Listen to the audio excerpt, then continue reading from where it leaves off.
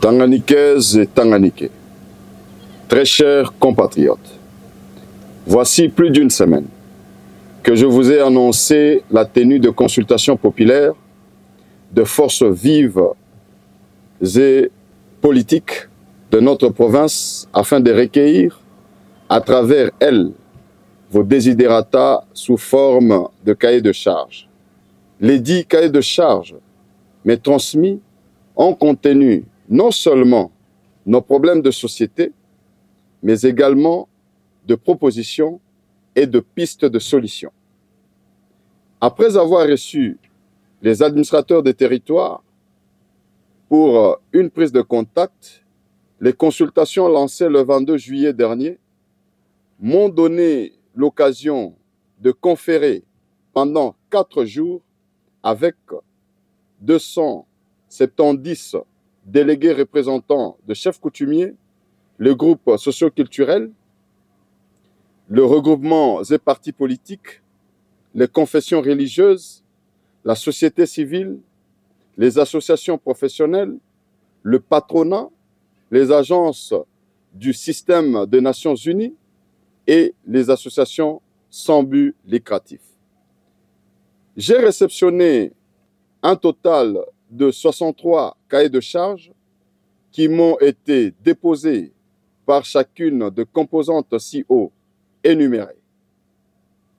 La revue de ces cahiers de charges me permet de vous informer aujourd'hui que cette démarche a connu un franc succès par l'intérêt et l'appropriation qu'elle a suscité en vous.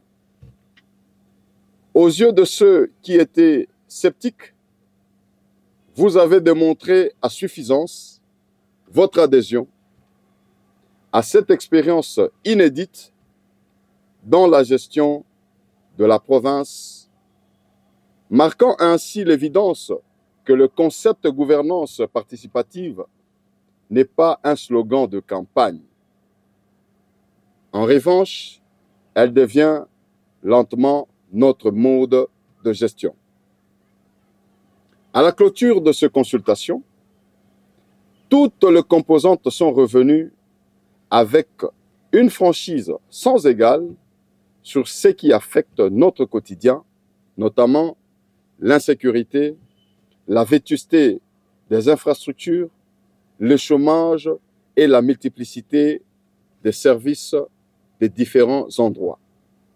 Surtout au poste de péage route, à l'aéroport et au port où seuls 4 services opérationnels sont autorisés conformément à la loi.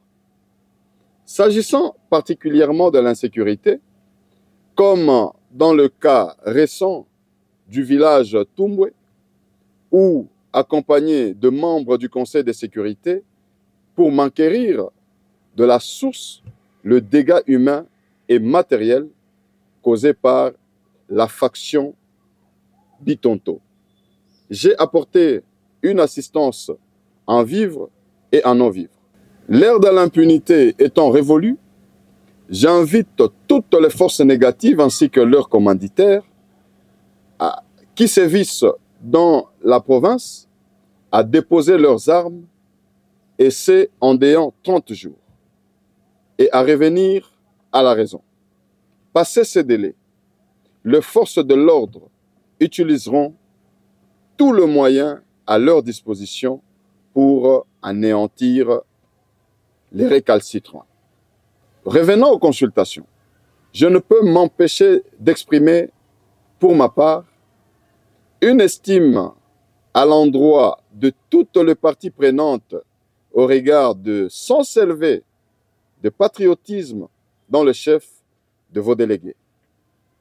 N'ayant tous qu'une seule passion, l'émergence du Tanganyika, vous m'avez affirmé votre adhésion à la nouvelle vision à la tête de la province et promis un accompagnement tous azimuts pour la réussite de mon mandat qui est le vôtre.